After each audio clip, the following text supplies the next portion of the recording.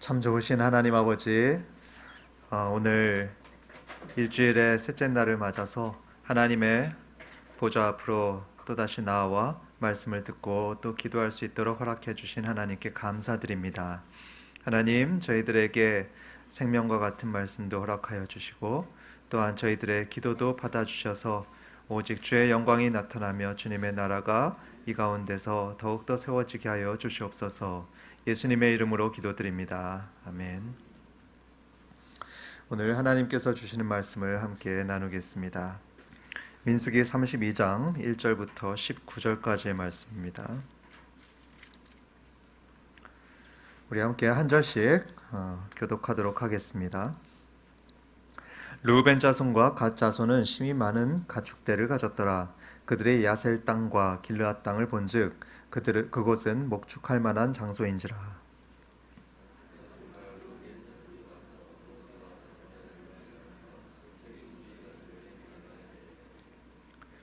이 아다롯과 디본과 야셀과 니므라와 헤스본과 엘르알레와 스밤과 느보와 부온.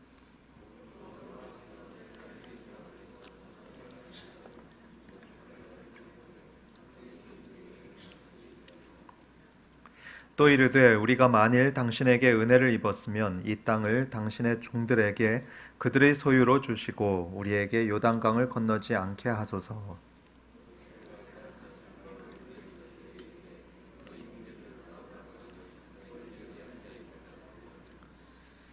너희가 어찌하여 이스라엘 자손에게 낙심하게 하여서 여호와께서 그들에게 주신 땅으로 건너갈 수 없게 하려 하느냐?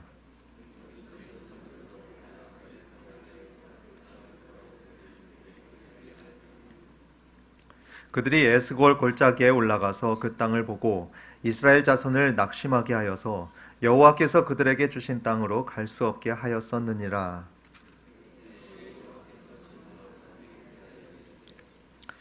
애굽에서 나온 자들이 20세 이상으로는 한 사람도 내가 아브라함과 이삭과 야곱에게 맹세한 땅을 결코 보지 못하리니 이는 그들이 나를 온전히 따르지 아니하였음이니라.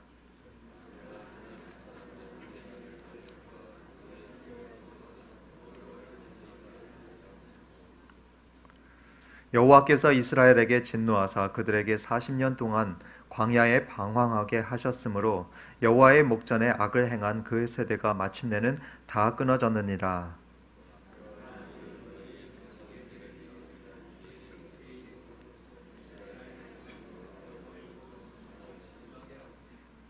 너희가 만일 돌이켜 여호와를 떠나면 여호와께서 다시 이 백성을 광야에 버리시리니 그리하면 너희가 이 모든 백성을 멸망시키리라.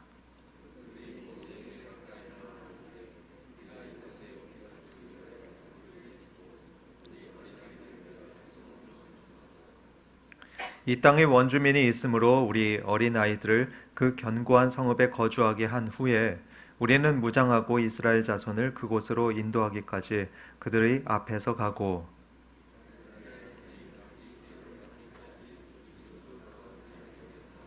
함께 읽습니다. 우리는 요단 이쪽 곧 동쪽에서 기업을 받았사오니 그들과 함께 요단 저쪽에서는 기업을 받지 아니하겠나이다. 아멘. 오늘 제목은 보시다시피 다시 사명으로 라는 제목입니다.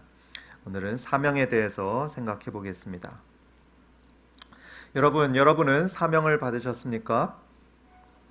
하나님께 어떤 사명을 받으셔서 지금 살아가고 계십니까? 제 경우에는 이렇습니다. 젊을 때 하나님으로부터 인도 선교의 사명을 받았습니다. 그래서 선교를 열심히 준비했고요. 또 나름 선교 사역을 열심히 했습니다. 그러다가 3년 전에 선교를 마치고 귀국해서 지금 샘물교회에 있습니다. 이 시점에 저는 아까 그 질문으로 스스로 자문해 보았습니다. 나는 지금 어떤 사명을 가지고 살아가고 있을까? 그런데 여러분, 이게 그렇게 쉬운 질문은 아니더라고요. 바로 답이 떠오르지 않았었습니다. 여러분은 어떻습니까? 한번 스스로 질문해 보시길 바랍니다. 나는 어떤 사명을 가지고 살아가고 있을까? 목적 없는 인생은 없죠. 다시 말해서 사명 없는 인생은 하나도 없습니다. 그렇다면 여러분은 어떤 사명을 가지고 살고 계십니까? 우선 사명이 뭔지 정의 내릴 필요가 있는 것 같습니다. 미래학자인 최윤식 목사는 다시 사명이다 라는 책에서 사명을 정의 내렸는데, 그는 이렇게 정의합니다. 사명이란 하나님이 가치를 두시는 시대적 소명이다, 이렇게 정의 내립니다. 사명이란 하나님이 가치를 두시는 시대적 소명이다. 이 사명의 정의 속에는 세 가지 요소가 있습니다. 우선 하나님께서 가치를 두시는 것이 사명입니다. 내가 좋아하는 게 사명이 아닙니다. 내가 원하는 부유하고 편안한 삶, 그게 사명이 아닙니다. 하나님이 가치 있게 보시는 어떤 것, 그것이 사명입니다. 예를 들자면 사회정의 실현, 이런 게 사명이라고 할 수도 있겠죠. 다음으로 하나님께서 가치를 두시는 시대적인 소명이라고 말하고 있습니다. 시대적인 소명이다. 사명은 시대를 반영해야 합니다. 정말로 생각해보면 하나님께서 가치 있게 보시는 것은 시대에 따라서 다르다는 것을 알 수가 있습니다. 예를 들자면 노예 해방이 그렇다고 할 수 있겠습니다. 하나님께서는 과거에 노예 해방을 아주 가치 있게 보셨습니다. 하지만 지금도 그렇습니까? 아니죠. 그것은 지금 우리의 소명이 아닙니다. 그래서 바로 지금 하나님께서 가치 있게 보시는 것이 사명이다, 이렇게 할 수가 있겠습니다. 마지막으로 사명은 소명입니다. 사명은 소명이다. 이게 무슨 말이냐면 하나님께서 지금 가치 있게 보시는 것이 있다고 하더라도 그게 꼭 나의 일이 되어야 한다는 것은 아니라는 것입니다. 사명은 소명입니다. 하나님께서 나를 부르시면서 이 일은 꼭 너가 해라, 이렇게 하시는 것이 소명입니다. 그런 소명이 있어야지 사명이 될 수가 있습니다. 그래서 사명의 정의는 이렇습니다. 하나님께서 가치를 두시는 시대적 소명, 이것이 사명입니다. 그렇다면 여러분은 어떤 사명을 가지고 계십니까? 사명하면 우리는 너무 거창한 것을 생각하곤 합니다. 예를 들자면 1968년에 국민교육헌장이 발표되었었는데요. 그 헌장의 처음은 이렇게 시작하죠. 여러분들 다 아실 겁니다. 우리는 민족 중흥의 역사적 사명을 띠고 이 땅에 태어났다. 우리가 민족 중흥의 역사적 사명을 띠었다고 합니다. 그냥 평범한 아줌마 아저씨들이 아닙니다. 민족 중흥의 역사적 사명을 가진 사람이다. 이렇게 사명하면 어떤 거창한 것을 떠오르곤 하는 것 같습니다. 민족 중흥, 인도 선교, 통일 한국, 이런 것들을 사명으로 보고 그래서 나는 그런 사명이 없어, 이렇게 생각하곤 합니다. 하지만 방금 들었던 이 사명의 정의를 생각해 보면 사명이라는 게 꼭 그렇게 거창한 것만은 아니겠구나, 이런 생각이 듭니다. 예를 들어서 저는 지금 샘물교회 목사죠. 그렇다면 하나님께서 지금 가치를 두고 계시는 사역이자 또 제게 주신 사명은 무엇일까요? 저는 이렇게 생각합니다. 제 사명은 이 지역 또 이 샘물교회에서 복음과 말씀을 전하고 기도하는 것이 제 사명이다 생각을 합니다. 지금 이 자리에서 주님이 원하시는 교회 그리고 공동체를 세우는 것, 그것이 제 사명이라고 생각을 합니다. 여러분들도 마찬가지입니다. 하나님께서는 누구에게나 크고 작은 사명들을 주셨습니다. 그래서 시니어들도 사명이 있고요. 어린 초등학생들에게도 사명이 있습니다. 여러분, 주일학교 교사로 부름받으셨습니까? 하나님께서 지금 가치를 두고 계시는 사역입니다. 주일학교에서 어린아이들에게 복음을 전하고 또 그들을 예수님의 제자로 세우는 것, 그것은 여러분들의 사명입니다. 여러분, 목자로 부름받으셨습니까? 그것 역시 하나님께서 지금 가치를 두고 계시는 사역입니다.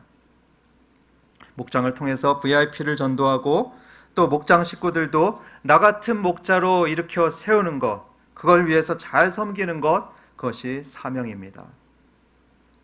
한 가정의 어머니로 부름받으셨습니까? 그것은 하나님께서 정말로 가치를 두고 계시는 사명입니다. 아이들을 말씀과 기도로 잘 양육해야 됩니다. 그것이 여러분들의 사명입니다. 그리고 우리 모두가 거룩한 제사장으로 부름받았습니다. 그래서 이 세상에서 구별되어 있는 거룩한 모습으로 살아가고 또 문 영혼들을 하나님께 데려오는 것, 그것이 저와 여러분들의 사명입니다. 사랑하는 성도 여러분, 우리는 민족 중흥의 역사적인 사명을 띈 사람들일 수도 있겠지만 무엇보다도 하나님의 사명을 받은 사람이라는 것을 꼭 기억해 주시기 바랍니다. 가장 높으시고 왕의 왕이신 하나님께서 주신 사명입니다. 그래서 여러분, 하나님으로부터 어떤 사명을 받으셨든지 그 사명은 결코 가벼운 것이 아닙니다. 또 가볍게 여겨서도 안 됩니다. 그 사명이 무엇이든지 그것을 무겁게 그리고 정말 소중하게 여기시고 그 사명을 잘 감당하는 저와 여러분 되시기를 주님의 이름으로 축원합니다. 그런데 문제가 있습니다. 이 사명을 잊어버리게 하는 것이 있습니다. 심지어 사명을 버리도록 만드는 것이 있습니다. 그게 뭘까요? 그건 돈입니다. 세상의 풍요로움입니다. 이 돈과 세상의 풍요로움이 큰 유혹이 됩니다. 너무나 큰 유혹이라서 꿈과 희망을 버리게도 만들고 또 하나님께 받은 소명조차 잊게 만드는 것이 돈과 풍요로움입니다. 오늘 성경에 나오는 얘기가 그걸 잘 보여주는데요. 한번 보도록 하겠습니다. 오늘 본문의 이스라엘은 드디어 하나님께서 가라고 하신 약속의 땅, 그 가나안 땅을 눈앞에 두고 있습니다. 이 땅은 사명의 땅입니다. 귀한 사명이 담겨 있는 땅이 바로 이 가나안 땅입니다. 어떤 사명이 담겨 있을까요? 이스라엘 백성들은 이 땅에 들어가서 하나님을 믿는 제사장이 되어 거룩한 모습으로 살아가야 됩니다. 그래서 그것을 보는 모든 민족들도 이 사람들처럼 하나님을 믿고 거룩하게 살게 만들어야 될 그런 사명을 가지고 있습니다. 이스라엘은 이 사명을 품고 광야길 40년을 지금까지 걸어왔고요. 드디어 이 눈앞에 보이는 요단강만 건너게 되면 그 사명을 이루게 될 것입니다. 그런데 바로 이때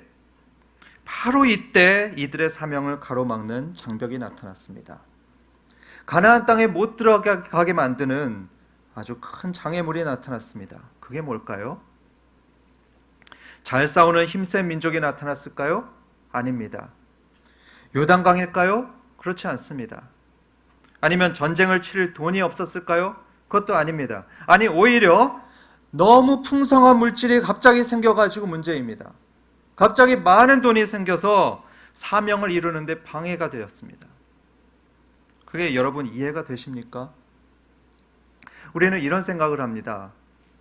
돈이 많으면 또는 로또에 1등에 당첨되면 내가 뭐든지 할 수 있겠다. 그런데 꼭 그렇지는 않은 것 같습니다.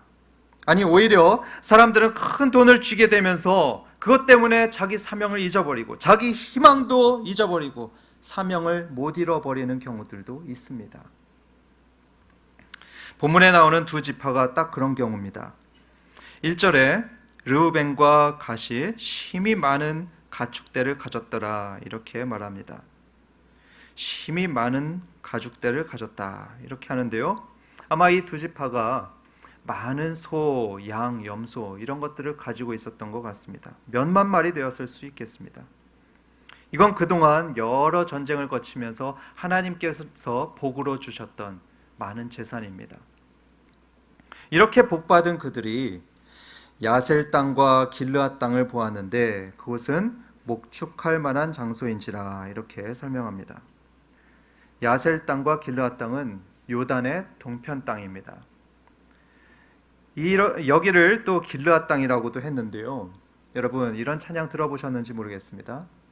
은혜로운 곳은 길르앗, 은혜로운 곳은 길르앗 이렇게 되는 노래인데요. 아주 유명한 찬양입니다.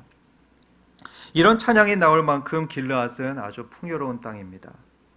많은 목초가 있어서 또 가축대를 기르기에 적합한 아주 초원입니다. 특별히 여기는 유향과 허브가 많이 나는 땅입니다. 지금도 약재나 음식으로 쓰이는 허브가 많이 나서 요르단 지역 전 지역에 보급될 만큼 아주 허브로 유명한 땅입니다. 다시 말해서 이 두 지파 르우벤과 갓이 요단강의 동편을 보니까 거기에 돈이 보였습니다. 풍요로움이 보였습니다. 야, 여기 살면은 우리가 잘 살 수 있겠다. 편안하게 아주 안정적인 삶을 살 수 있겠다. 이런 생각이 들었습니다. 그러면서 그들은 거기서 살고 싶다는 생각을 갖게 되었습니다. 여기가 좋으니까 그냥 여기 살자. 그래서 모세와 지도자들에게 갔습니다. 그리고 그곳에 살게 해달라고 요청했습니다. 그게 바로 2절과 5절부터까지 나와 있는 내용입니다. 제가 한번 읽어보겠습니다.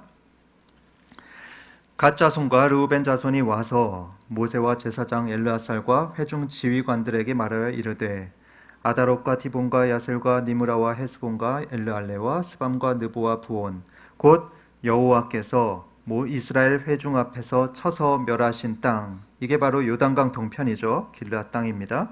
이곳은 목축할 만한 장소요 당신의 종들에게는 가축이 있나이다. 또 이르되 우리가 만일 당신에게 은혜를 입었으면 이 땅을 당신의 종들에게 그들의 소유로 주시고 우리에게 요단강을 건너지 않게 하소서. 이렇게 두 지파는 모세와 여러 지휘관들에게 이 땅을 달라고 요청을 합니다. 그런데 여러분, 이 요청하는 말에는 그 속에는 그냥 간단하게 넘어갈 수 없는 말이 포함되어 있습니다. 간단하게 넘어갈 수 없는 말이 포함되어 있는데 그게 뭐냐? 5절입니다. 우리에게 요단강을 건너지 않게 하소서. 우리에게 요단강을 건너지 않게 하소서. 바로 이 말입니다. 여러분, 이건 사실 농담으로라도 해서는 절대로 안 되는 말이었습니다. 왜 그럴까요? 아까도 언급했지만 요단강을 건너서 이 가나안 땅에 들어가는 것은 이 사람들의 사명이었습니다. 믿음의 조상 아브라함이 하나님께 직접 받았던 사명이었습니다. 그래서 그의 증손자였던 요셉이 마지막에 눈을 감는 그 순간에도 이 사명을 꼭 이뤄달라고 간절하게 부탁했었습니다. 그래서 이스라엘 백성들이 애굽 땅에서 고생할 때도 이 사명을 생각하면서 버텼었고요. 그리고 또 40년 광야 생활을 할 때도 이 사명을 생각하면서 지친 다리를 끌고 걸어갔습니다. 좀 더 참아보자. 좀 더 걸어가자. 그래서 우리 저 가나안 땅으로 들어가자. 이렇게 서로 다독였습니다. 그런데 이제 와서 요단강을 건너지 않겠다. 그건 사명을 포기하는 것입니다. 하나님께서 맡기신 귀한 사명을 내려놓겠다는 너무나 위험한 말이었습니다. 너무나 위험한 말인데 이들은 마치 아무렇지도 않게 대수롭지도 않은 듯 말을 내뱉고 있는 걸 볼 수가 있습니다. 여러분, 물질의 유혹, 돈의 유혹이 이렇게 큰 겁니다. 돈을 많이 벌고 부자가 되는 것, 여러분들 많이 보셨겠지만 이게 바로 사람을 타락시키게 만드는 것입니다. 그리고 오늘 보는 내용처럼 때로는 사명조차 버리게 만듭니다. 부유하고 편안한 삶이 그렇게 부자로 살고 싶다는 그 욕구가 하나님께서 주신 귀한 사명까지 블랙홀처럼 빨아들입니다. 그래서 주신 사명을 잊어버리게 만들고 아주 대수롭지 않게 만들기도 합니다. 부끄럽지만 제가 그러했었습니다. 제가 신학대학원을 휴학하고 모그룹의 회사에 입사한 적이 있었습니다. 젊을 때니까 잠시 사회생활을 경험하고 싶다는 그 치기 어린 생각에 이렇게 입사를 하게 됐었죠. 저는 입사했었을 때부터 잘 나갔었습니다. 아주 잘 나가가지고 연수 성적 2위로 회장의 상을 받기도 했었고요. 또 너무 순탄하게 잘 돼서 승승장구할 것 같았습니다. 너무 순탄하게 제가 하는 일마다 다 잘 되었었습니다.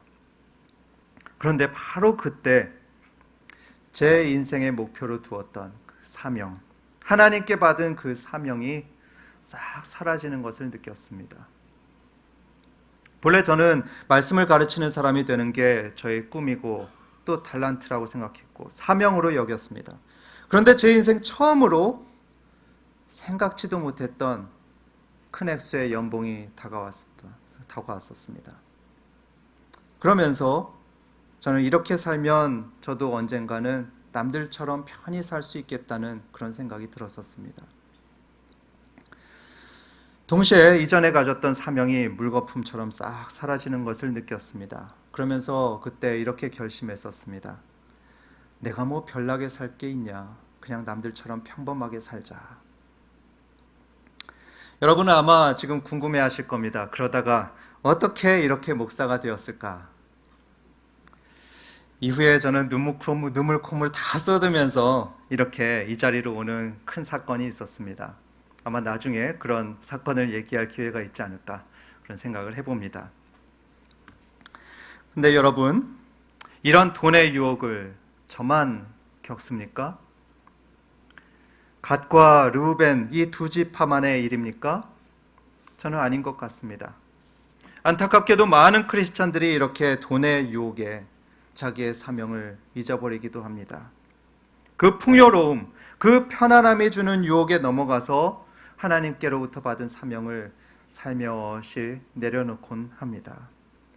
여러분들은 어떠십니까?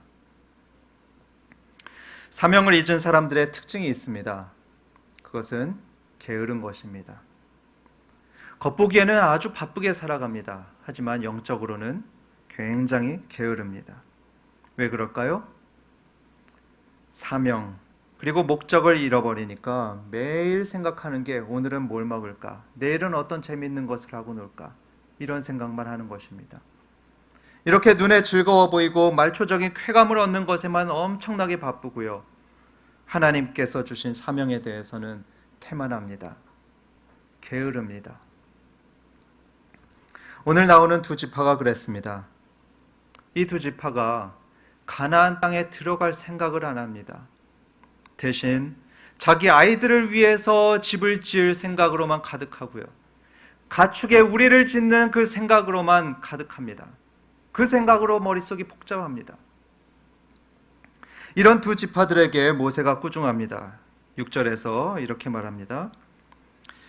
모세가 갓 자손과 르우벤 자손에게 이르되 너희 형제들은 싸우러 가거늘 너희는 여기 앉아 있고자 하느냐. 형제들은 지금 무장하고 진군해서 싸우려고 나가는데 너희는 여기 눌러 앉았느냐, 이런 말입니다.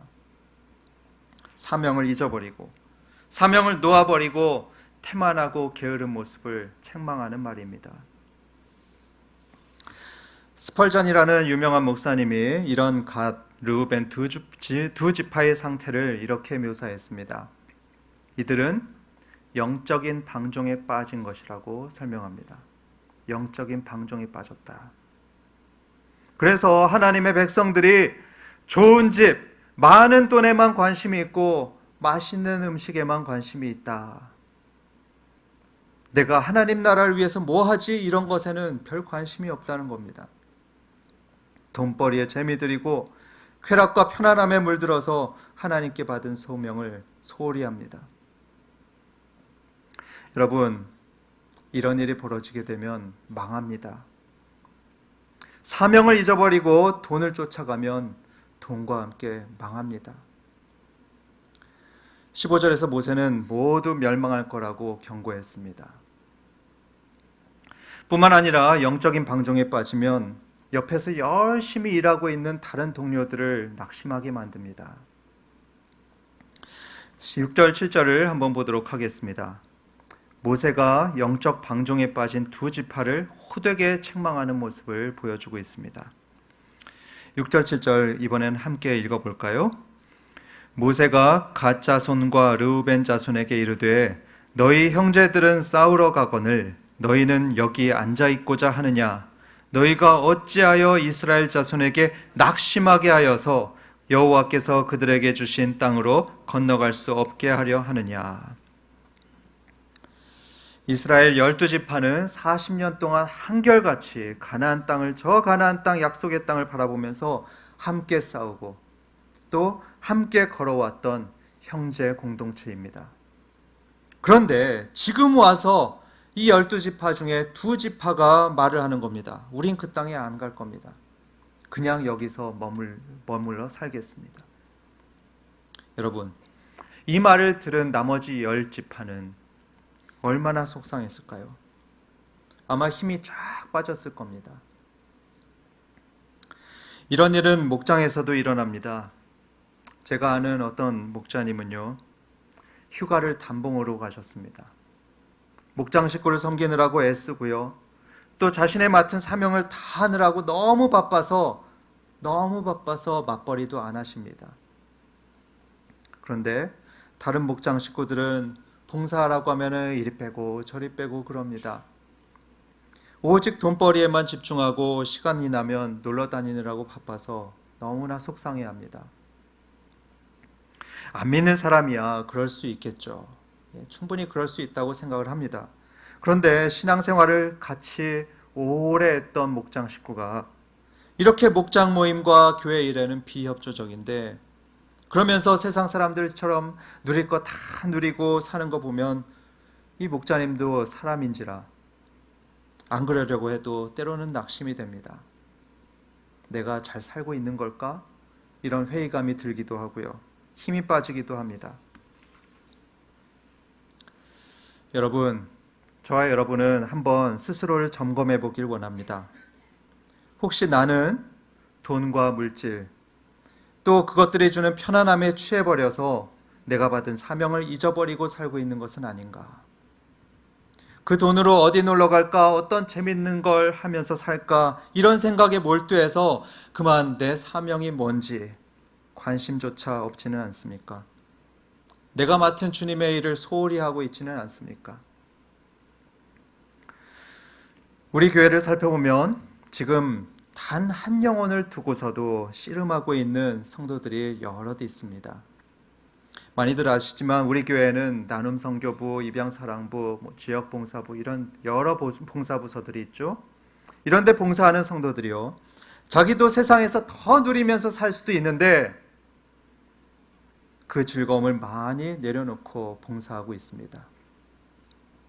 그래서 때로는 자기의 사비를 들여가면서 악법을 개정하기 위해서 이리저리 뛰어다니고 있고요. 또 지적인 경계선에 있는 청년을 도와주느라고 이 더운 여름에 땀을 흘리면서 뛰어다니기도 합니다. 여러분, 이 사람들은요, 영적 전쟁을 싸우고 있는 우리들의 형제들입니다. 우리들의 동료들입니다. 우리는 이들을 보면서 나랑 상관없는 일을 하는 사람들이야 이렇게 방관해서는 안 됩니다. 단 한 가지라도 그들과 함께 동참해야 됩니다. 함께 영적인 싸움을 싸워야 합니다. 어떤 분들은 이렇습니다. 이런 말을 합니다. 나는 다른 교인들보다 돈이 별로 없어요. 여유가 없어요. 그래서 저는 못합니다. 네, 저도 가난을 경험해봐서 그런 마음 잘 압니다. 저도 그런 생각한 적이 있었습니다. 그런데 이런 생각이 들게 되면 맡은 직분과 봉사에 좀 소홀하게 되기도 하고요. 주님 나라의 일에 무관심하게도 됩니다. 하지만 여러분 자신이 혹시 이런 경우라면요, 여러분이 갖지 못한 그 돈에 너무 집중하지 마시기 바랍니다. 여러분이 갖지 못한 그 좋은 물건, 너무 그것을 보지 마시고요, 자신의 사명을 보시길 바랍니다. 하나님께서 저와 여러분에게 맡기시고 기대하시는 그 사명으로 여러분들의 눈을 돌리시기 바랍니다. 다시 말씀드리지만 하나님께서는 우리 각자에게 누구에게나 사명을 주셨습니다. 그리고 그 사명을 이루는데 반드시 많은 돈이 필요한 것은 아닙니다. 반드시 시간적인 여유가 있어야 할 수 있는 것도 아닙니다. 여러분 두 손에 가진 그만큼 그만큼만 최선을 다해서 주님을 위해서 한번 살아보시기 바랍니다. 혹시 그 사명을 이루기 위해서 꼭 필요한 게 있다면 하나님께 구하시기 바랍니다. 하나님께서는 우리가 하나님의 나라와 의를 위해서 살고자 한다면 분명히 우리가 구하는 바를 주시고 채워주실 것입니다. 사람들은 일반적으로 좀 더 즐겁고 편안한 삶을, 만족스러운 삶을 추구하죠. 하지만 여러분, 좋은 집이나 많은 재산, 그런 것들을 추구하고 그래서 결국 그걸 얻는다고 해도 진짜 참된 행복은 오지 않습니다. 그런 참된 만족이란 오지 않습니다. 그럼 진짜 행복은 언제 옵니까? 많은 경우에 하나님께서 주신 사명을 완수하는 데서 오곤 합니다. 진짜 삶의 보람과 만족은 언제 오느냐?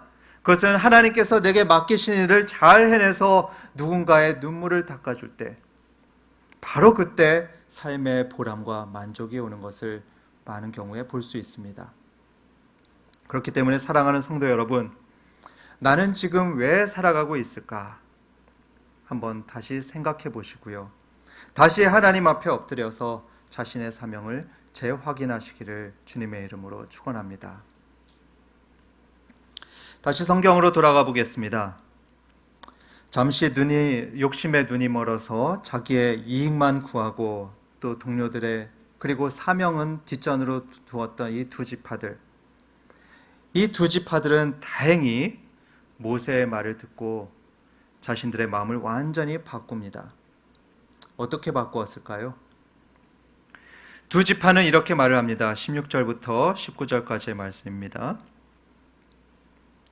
그들이 모세에게 가까이 나와 이르되 우리가 이곳에 우리 가축을 위하여 우리를 짓고 우리 어린아이들을 위하여 성읍을 건축하고 이 땅의 원주민이 있으므로 우리 어린아이들을 그 견고한 성읍에 거주하게 한 후에 우리는 무장하고 이스라엘 자손을 그곳으로 인도하기까지 그들의 앞에서 가고 이스라엘 자손이 각기 기업을 받기까지 우리 집으로 돌아오지 아니하겠사오며 우리는 요단 이쪽 곧 동쪽에서 기업을 받았사오니 그들과 함께 요단 저쪽에서는 기업을 받지 아니하겠나이다. 이 두 지파는 우선 자신들의 가족 그리고 가축들을 요단강 동편에 정착시키겠다고 이렇게 얘기를 합니다.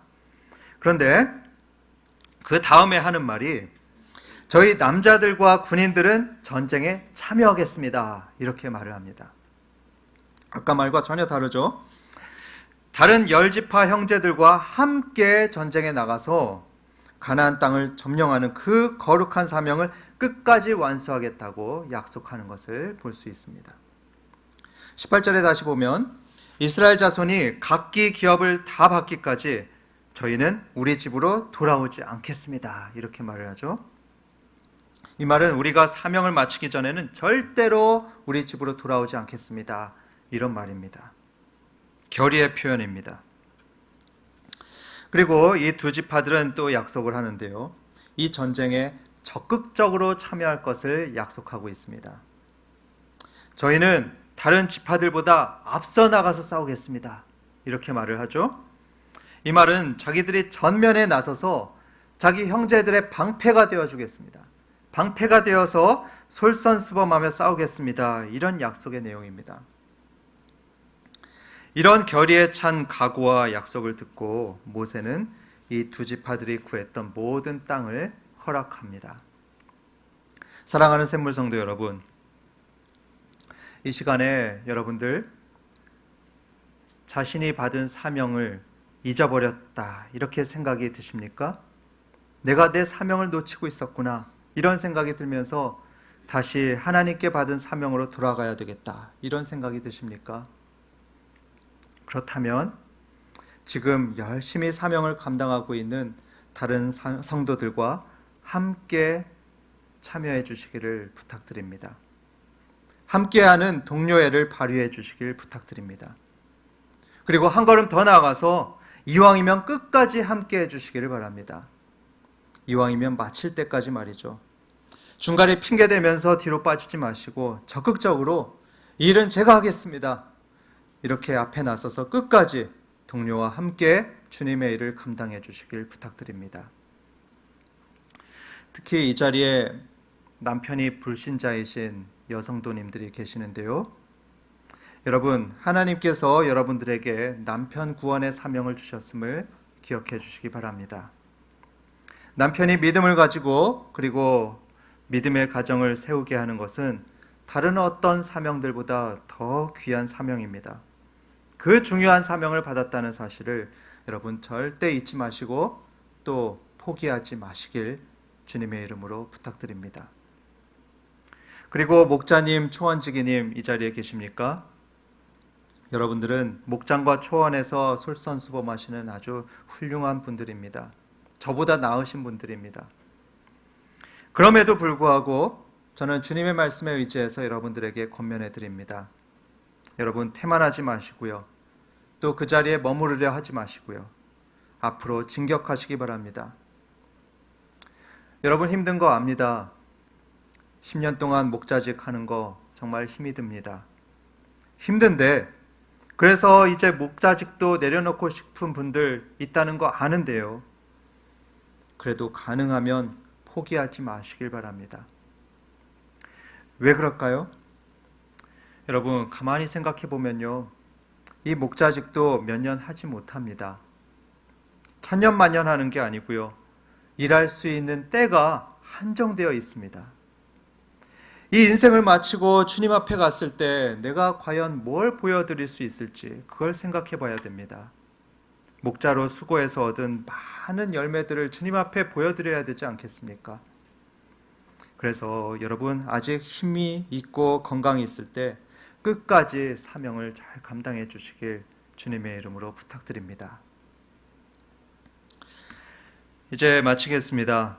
하나님께서는 우리 각자에게 시대적인 사명을 주셨습니다. 각 사람의 달란트에 맞게 사람을 살리고 또 세워주는 그런 사명을 받았습니다. 세상의 여러 일들이 우리들의 마음을 분주하게 만들죠. 또 사명을 잊게도 만듭니다. 그런데 이럴 때일수록 다시 우리 삶에 의미를 주는 내 사명 그리고 우리들의 사명을 꼭 다시 발견하고 그것을 이루기 위해서 적극적으로 살아가시기 바랍니다. 오늘 이 마음을 가지고서 함께 찬양했으면 좋겠는데요. 찬송가 나는 예수 따라가는 이 찬양을 우리 함께 부르도록 하겠습니다. 우리 함께 주님 위해서 다시 살아가겠습니다. 이렇게 고백하는 마음과 결심하는 마음으로 찬양하도록 하겠습니다.